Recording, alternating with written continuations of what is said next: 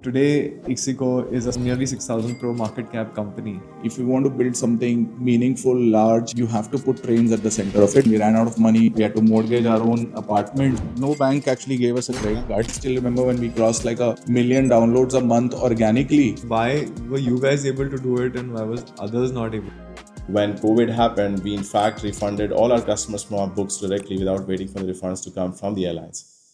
Today, I'm excited to be joined by Aloke, Bajpai, and Rajnish Kumar, the co-founders of Ixigo. What makes them different from their competitors? What did Ixigo do differently that their IPO earlier this year was oversubscribed 98 times? Stay tuned to find out the incredible journey of a company that was on the brink of a bankruptcy but pivoted to have one of the best IPO outcomes. I'm Sandeep Jethwani, co-founder at Deserve and the host of the Create Wealth podcast.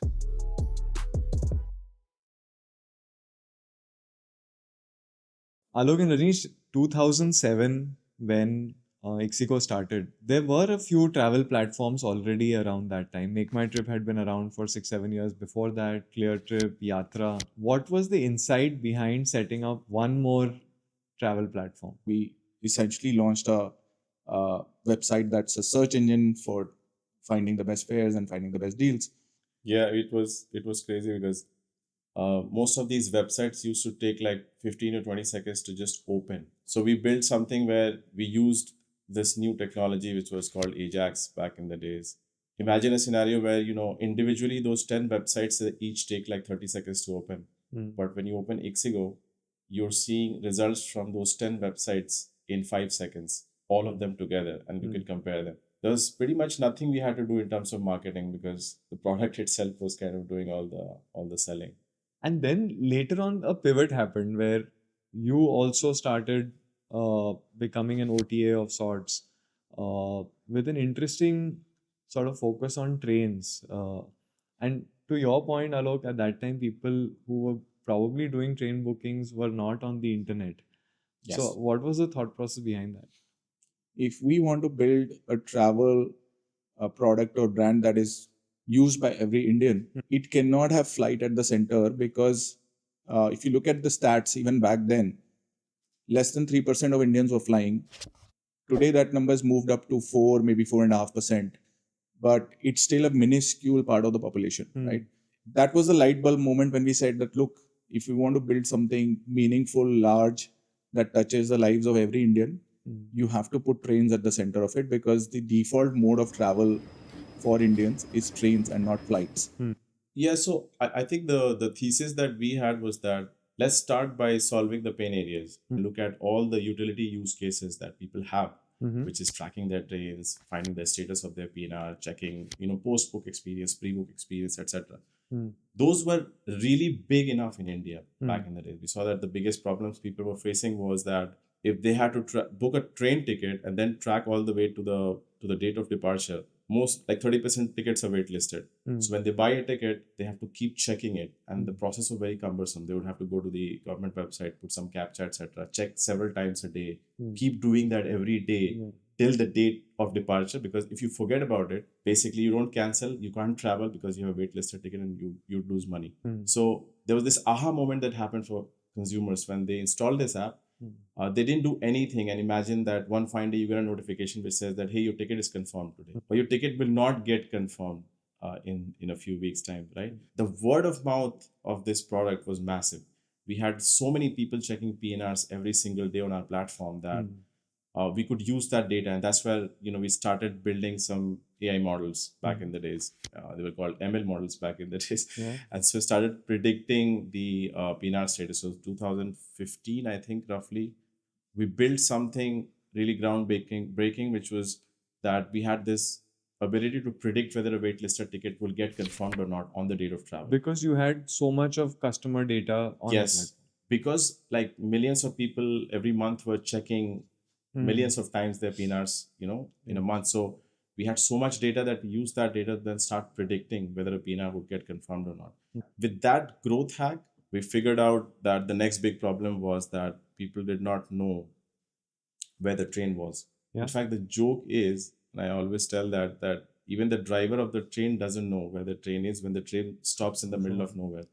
So there was a need to find the accurate location of a train in real time And so this was the next thing that we built, which became the biggest growth hack, which was we started crowdsourcing location information from the devices of people, because by that time we had so many users that at any point of time, at least one user was there in every single train inside the country, traveling inside the train. And then after that, the word of mouth is what did the trick for us. Alok, while there was all of this innovation happening at the back end, how did you think about monetization? Because you had the data, you were giving customers a lot of insight on when to book, when to cancel, you were telling them where the train is. But how do you really make money out of this whole process? Yeah. To be honest, on day one, we didn't think much about it, right? And I think all great innovations are born that way. One thing is certain that since we solved a problem that had very high liquidity, right? So the most common thing you'll hear inside a train when somebody wakes up, they'll ask, "Kahan pahunchi?" Correct. Right now, that problem is something we solved. Yeah. And then outer pe khadi hai was not something you would hear anymore, because people would just take out their Ixigo app and see where it was. Correct. Exactly. Because outer ka bhi definition काफी variable hai. So that's when we saw the millions of users starting to come in, and I still remember when we crossed like 1 million downloads a month organically without spending a penny on it. We realized that we are onto something, right? And this is a self-sustaining network effect kind of a moat, which over time, should be large and meaningful enough to help us monetize. We tried initially to monetize this just from advertising, but then we realized that putting too many ads also sort of kills the user experience, right? Because customers love to use us for the speed, the ease of the simplicity, essentially how the UX is presented, and we don't want to kill all that. So, and that's exactly when we started thinking deeply about, should we become transactional, right? It was around the same time when we were raising our B round, and we were in talks with investors, and the kind of consensus in the room was that, look, we are doing more downloads than most of the other travel apps in the country now, but we are not selling a single ticket. Should we start becoming transactional? And I think there was a mental block of sorts, because we always thought of ourselves as the pure play sort of less than 100 people tech company, right, with no ops, etc. And then you want to become an OTA overnight, which involves a lot of operational complexity, transactions, payments, etc., etc. But I think some pieces of technology that we built around this time really helped us make this decision of becoming an OTA, much more easily. And I want to know, why were you guys able to do it and why was others not able to do it? It's a very interesting question, because if you think about it deeply, the reason why most companies are innovative is because a lot of these companies which are extremely obsessed about customers, they always have their grounds to the ear, and they're always listening to the customers actively, and they're always trying to figure out what their problems are. And I think this customer obsession is what gives us that ability to find the right problem and solve it at the right time. I think it needs a lot of empathy. If I were in the customer's shoes, this is something that is really major pain in their life, right? And constant pain. Every time they look for something, they're facing this pain, and nobody's doing anything about it, right? And if you empathize with it enough, you feel, okay, let's go ahead and solve this. And at that moment, it's not about whether we'll monetize this or not. It's a problem worth solving, because millions of travelers in India care about this. It might be something really, really tiny, but impacting millions of travelers every day, and therefore worth solving, right? No matter how complex the solution might be. So I think that obsession comes from empathy. When we were kids, we've traveled a lot by trains and buses and faced all those problems. So, we've been, and I still do, whenever I can. But, the point is, unless you empathize with the pain, you're not going to solve for it. And, internally, the definition of innovation that we have is that innovation is about solving problems which are low ROI in the short term, but extremely high ROI in the long run. And that's because by design, most roadmaps for most companies will prioritize immediate, low-hanging, revenue-generating items on their roadmap. So they will never ever put things which will yield you high results in the long run. It takes a lot of courage to invest disproportionate amount of time and resources into something which is going to only pay out in the long run. In fact, everybody would be against you when you take a decision like that, including your board, investors. Your own team might just be against you. Sure. Trains was one of such decisions that we took, that, we know that this is too early and it's only going to play out probably in the next 2-3 years. No, I think it seems like for most consumer companies, empathy first, user experience first, and monetization later. And almost like large outcomes cannot be created if you were to put the cart before the horse, which is say that I'll figure out monetization first. And but the challenge with this thought process is this whole capital that is required for it. And in your own journey, like today, Ixigo is a 6,000, nearly 6,000 crore market cap company. But up to this point, it wasn't an easy journey, right? I'm sure like it was very hard to raise capital when you had these millions of users, but no monetization around it. So how did the initial fundraise process happen? How did the scaling, how did you get capital for that? Right from our first check, right, till our IPO, right? We've never had it easy. People may not realize, but we were semi-bootstrapped for the first 5 years of our existence. So right till And like we had 2012. only a seed round of $500,000 in 2008, and that's it, right? Like, and then maybe some angel checks here and there. Which, by the way, we had burned through completely when the GFC happened. So when Lehman Brothers crisis happened, we were about to raise a large Series A round, but obviously, and last stages, right, long docs, etc. Yeah. And then it didn't happen, and so we were left in the lurch with a 24-25 member team, and everybody sort of volunteered to let go salaries to survive. Essentially, the challenge was that in none of the scenarios we'd prepared, we would survive for more than a few months, right? Because we didn't have a lot of capital, and we didn't ideally want to let go a lot of people. So we had a transparent discussion in a room with everyone in the room. One of the young engineers during that discussion stands up and says, all this is fine, but what if we all work without salary? Like, how long can the company last? Like, pair kahan hai aapke? So, and then we said, okay, that's not practical because you have rent to pay and all that. But we found a practical solution whereby everyone took at least half of their salary off, and we gave them ESOP, etc. I mean, we were down to zero. We had been close to zero anyway, but the company made it on the other side. Like within a year and a half, we were near break even, right, with the same team. And that team stuck around with us for at least 4 or 5 years. A couple of other times during the journey when we ran out of money, we had to mortgage our own apartments and put in money into the company, so we've been through all that. But those moments in hindsight are the crucible moments that define this company's culture. Sure. And they've become sort of the, the legends, the stories that sort of inspire everyone in the system now and keep us going even when we face any kind of adversity. And we know there will always be some adversity, right? But according to you, like what was it that was making fundraising so hard?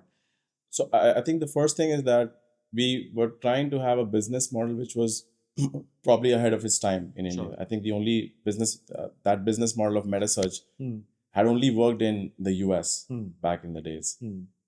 Example was Kayak. That was the company that was doing well.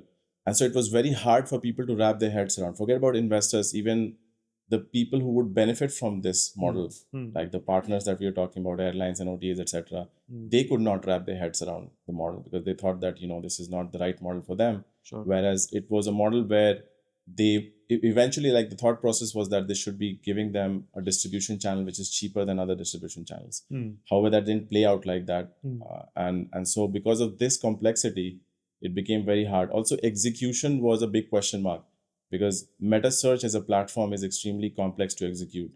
And this was one of the reasons. So I think we've heard all kinds of things like internally, we would console ourselves by saying that, you guess what? You only need to hear one yes. You could have like 100 no's. Yeah. All you need is one yes to raise money. And so we'll find it, right? And we would just say that to ourselves all the time. And which we did, which so we eventually did. Ravi from Elevation and Shailesh from Peak 15. I mean, we did find supporters at the right time. And in hindsight, some of the best supporters out there. Yeah. And I think so the learning from that was that, you just need to keep going. And just because you heard a lot of no's, doesn't mean you're not onto something.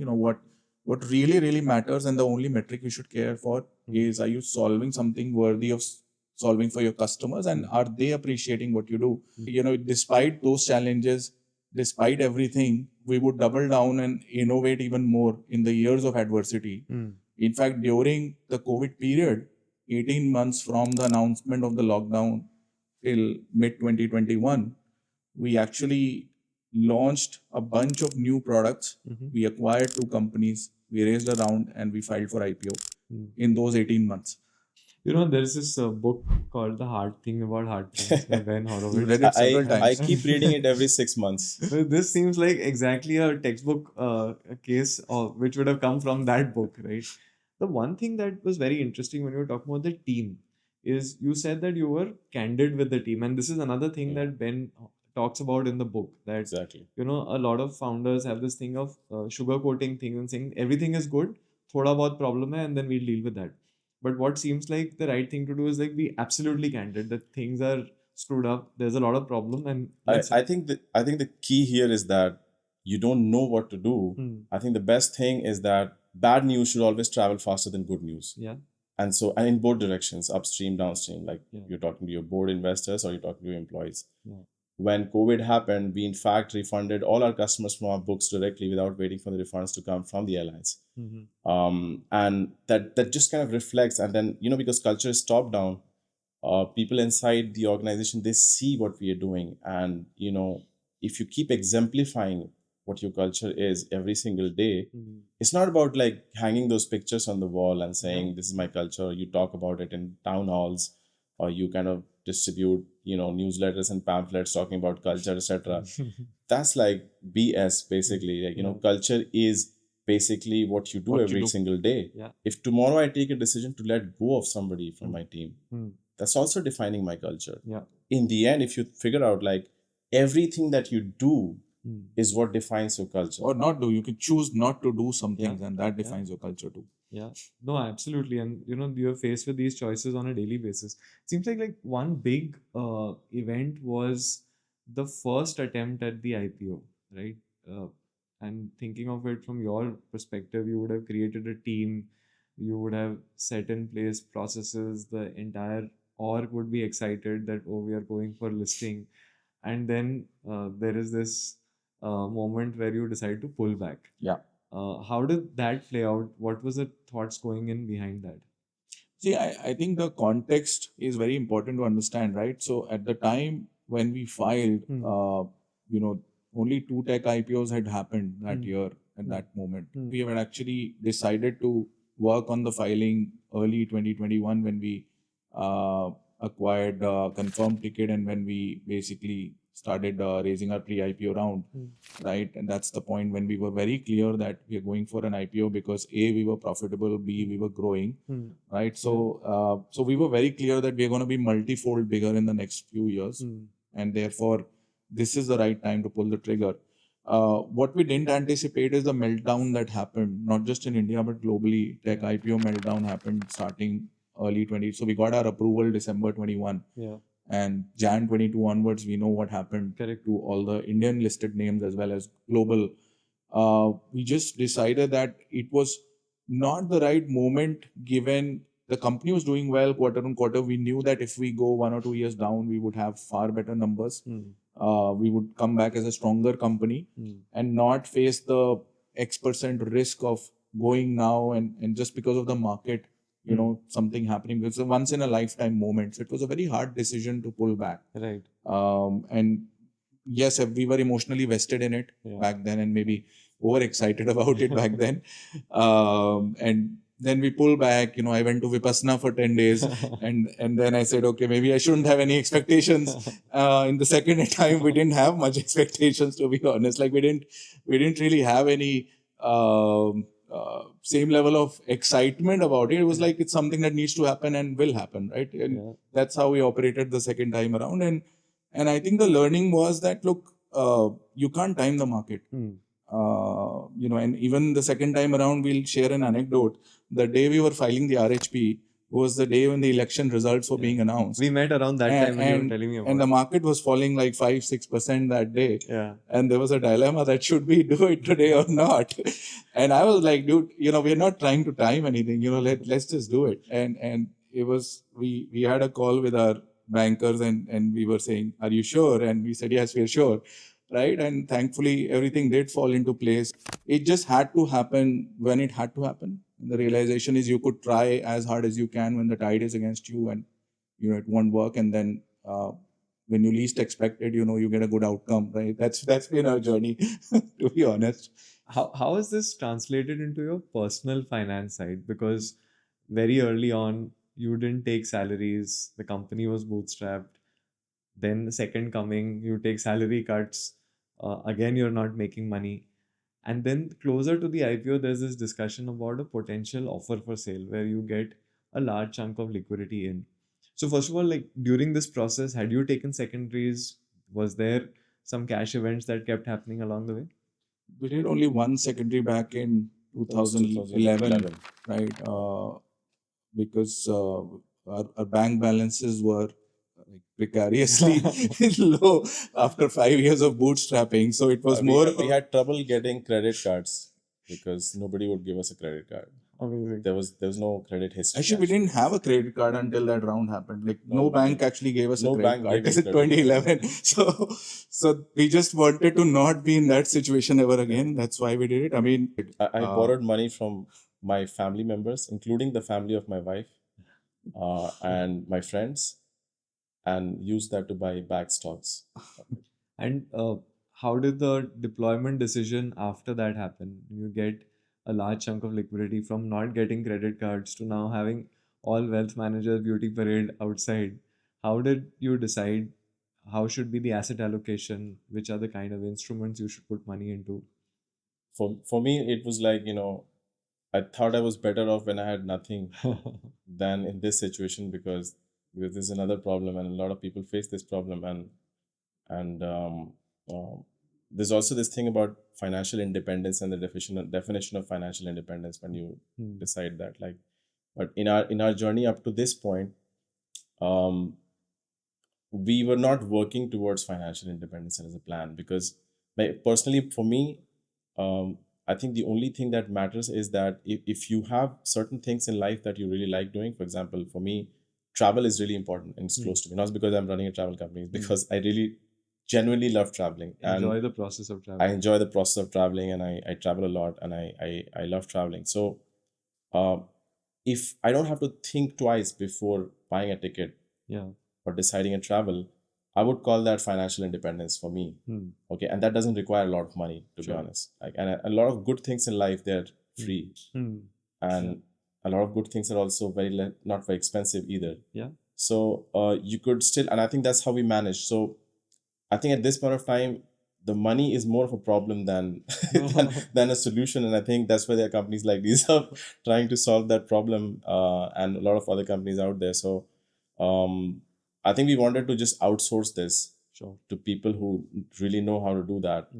Uh, through this entire journey of ups and downs, you work together as co-founders, and especially during tough times, you have different viewpoints. Somebody is in a different headspace, somebody is positive, somebody is low. So how did that play out between the two of you? Were there like moments where like, So- I can't see his face right now? Like, there always are moments like that in every co-founder journey. I can promise All you the that. time, there is, But- there is. But like I think the good thing is that we both go back a very long way. Like we were wingmates in hostel. That's the closest kind of yeah. friendship you can get to in college days. And then we also worked together at the same company post that. So in that sense, we've been studying or working together now for almost 27 years, right? So that sounds I really guess long. a lot of people, Like, some people are not old enough in this room. so that's like when you've been in any kind of relationship that long, right, you will have moments where you will fight or you will not agree on something. And I think that's healthy for the company, right? Because if we always agree on everything, we may not get the most optimal outcome for the business. Yeah, I mean, this is an advice I always give to a lot of founders that, you can start like a company alone, or you could find a co-founder. Obviously, both have their pros and cons. The good thing about starting a company with a co-founder is that it does get very lonely up there at the top, and this whole burden of decision making is solely upon you, and it can be very intimidating and tough at times. And so having somebody to share that with is amazing. Like all those tough times when we had those decisions to make, and the good thing was that I don't know how, but all the tough decisions at the worst possible times, we have always been in complete alignment. Always. We have more disagreements when we are in good times as to how to handle the good time than in tough times. And the other thing is that Alok is very optimistic and I'm very pessimistic. So usually there is this thing that in a relationship, there's one person thinking about what can go wrong, but one person needs to think about what can go right. Exactly. Yeah, that's what it is. Exactly. That's what it is. You know, there's this thing, right, where you say that this meeting could have been an email. I think this podcast can be a book. Actually, there is some book brewing here. I guess there is at some point be very interesting to hear the full story of what went behind the scenes. Thank you so much. Really enjoyed this conversation. Thank you. Thanks, We Sandeep. enjoyed it as well.